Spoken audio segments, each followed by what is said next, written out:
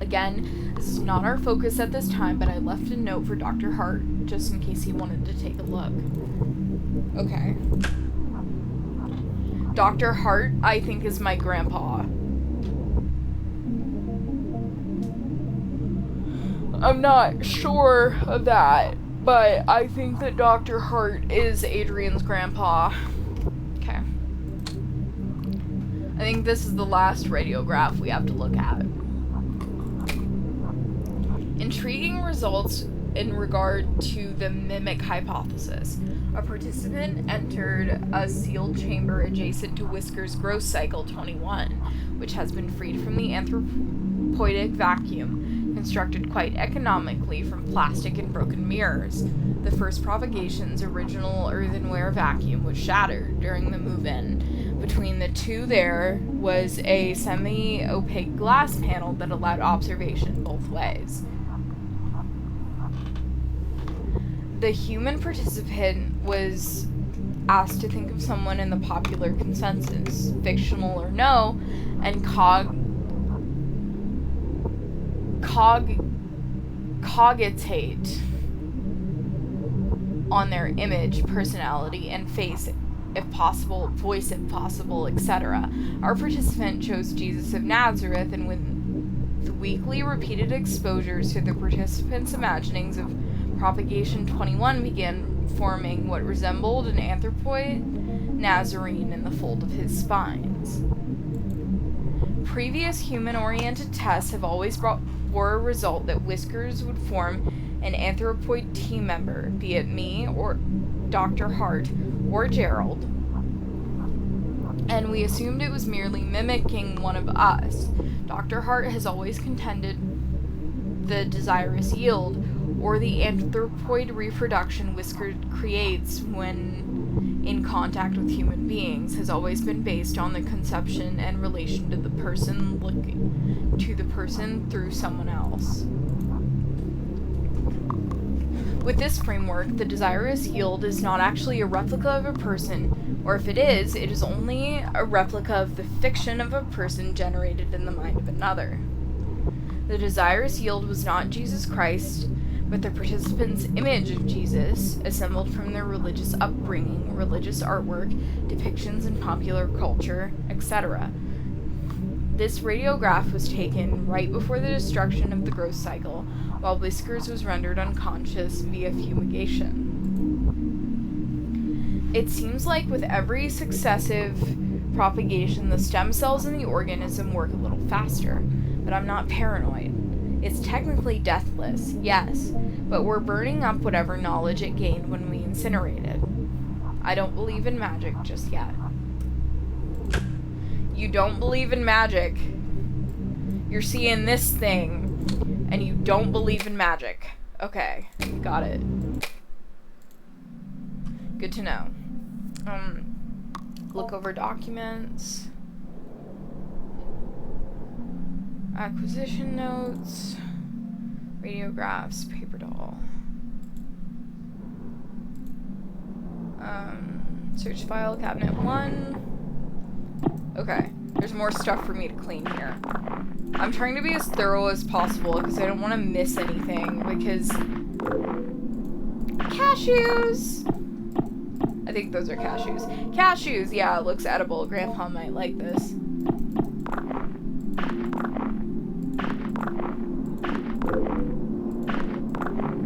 I'll read that in a second. That's something. Or maybe it's just mold. An account of an acquisition. It was said to pass from one family of steppe people to another, but pressed on its ultimate origin, illegible somewhere to the south, coiled in a bowl covered in incantations, buried upside down by a graveyard, a common late antiquity demon trap. The keeper, an elderly man in failing health, was ready to expound on and on about the dangers of the organism. When I asked more pointed questions about the history of its acquisition, I was given curt responses that had a way of circling back to vague warnings.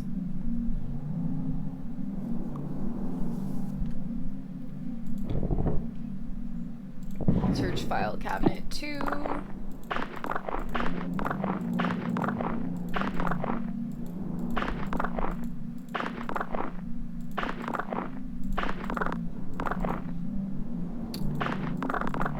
Is there even gonna be anything in this one? Oh, yeah. There we go. Linguistics model. Grandpa. Well, now I can teach him how to say grandpa. Let's see if we can find anything else before we go to the kitchen.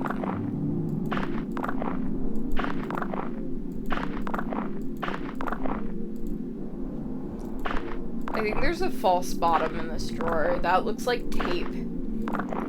Let's get rid of the tape. It's hard to tell with how pixelated the game is. You remove the taped down fabric to reveal the cabinet's wooden bottom.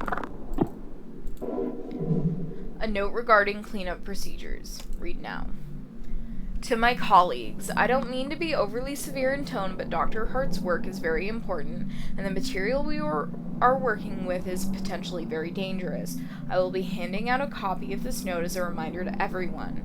I am not trying to single out any particular person. We all have misconceptions about the nature of this project from time to time. With that out of the way, here are some things to keep in mind. The active growth must be thoroughly terminated via the correct procedures at the very least 4 weeks after dormancy is interrupted. It doesn't matter what you've done or haven't done regarding the test or procedures, or how much the anthropoidic vacuum has been disrupted.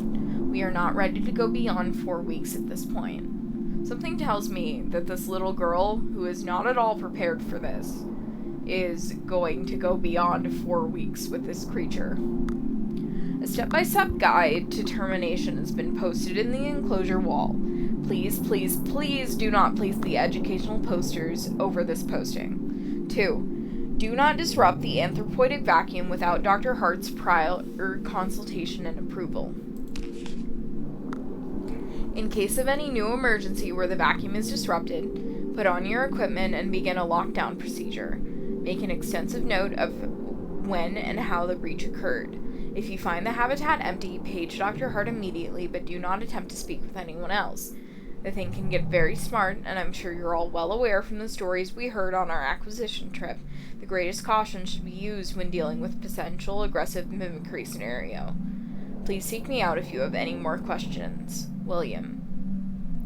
Oh, but William's the one who died. He's the one who, broke the rules. If you see another person who looks identical to you, run away and hide. Right? And you have gained the conversation topic biohazard bin. I don't necessarily think that I should discuss this with Grandpa. Notation regarding example exoskeletons. Now I gotta go back to the...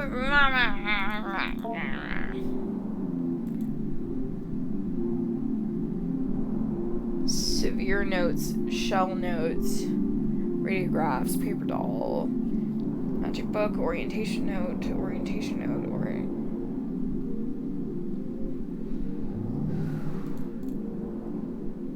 Examine educational posters.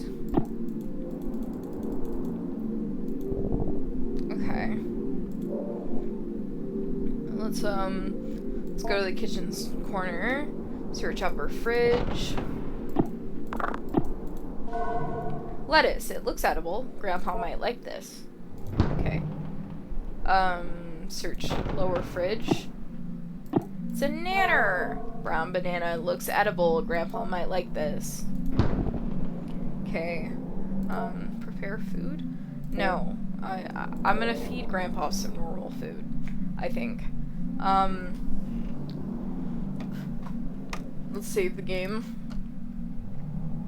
Just in case we fuck up. And now let's go to Grandpa. Observe. You examine Grandpa, noting its movements, respiration, and general mood. Grandpa seems to be sort of sluggish and bored. You get the feeling it may be more contented, readily cooperative once fed and taught a word or two. Okay. Well, let's teach Grandpa. Vocabulary card. Hello. Would you like to view the tutorial before you get started? You will not be prompted again. I guess I should probably look at the tutorial for this. Example, this brief tutorial will go over teaching Grandpa pronunciation and vocalization. The vocabulary word you picked will appear at the top left corner. In the bottom right corner will be a pentagon that is divided into 8 sections. A section of the pentagon will be highlighted briefly. A notification sound will play, and soon another section will be highlighted. You will control a small round icon that sits above the pentagon by using your mouse. The ball is constrained to the limits of the pentagon. The goal is to keep your icon over the highlighted area and move it as the area changes sections around the pentagon.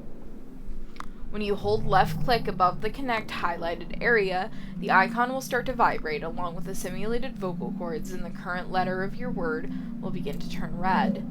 Keep holding over the highlighted section and adjust your icon as it changes in place. Soon the letter will become fully red. After every letter becomes red, Grandpa will proudly pronounce the word, and it will be considered learned. Teaching Grandpa these words will accelerate its cognitive development and lead to further breakthroughs in general intelligence. Yeah, I'll teach you the word hello. You approach Grandpa.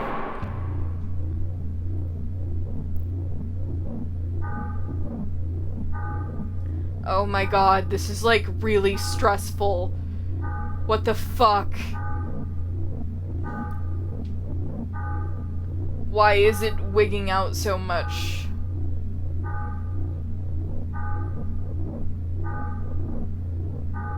Am I winning, son?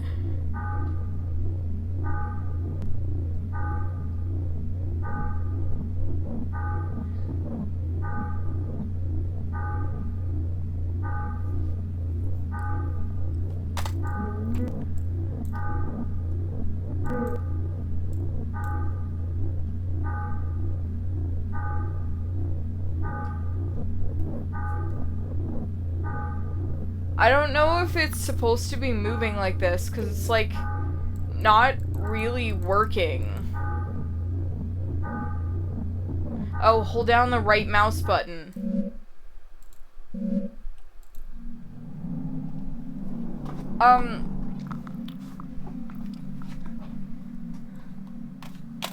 I don't know if there's something up with my mouse or if it's supposed to work like that. I'm gonna try again. I'm gonna try and teach Grandpa again. Yeah, I'll teach it the word hello.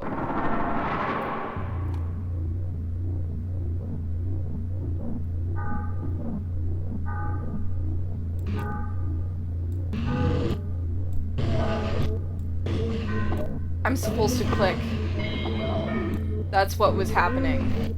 That's why nothing was happening at all. I have to, like, teach it to use its simulated vocal cords.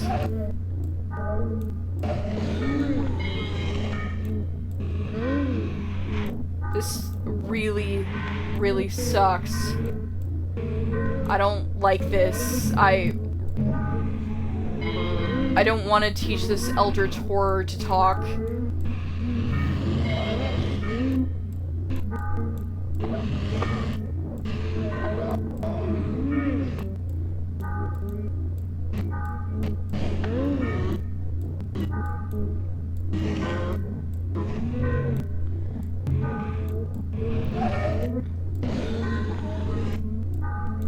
I don't think I'm doing a very good job.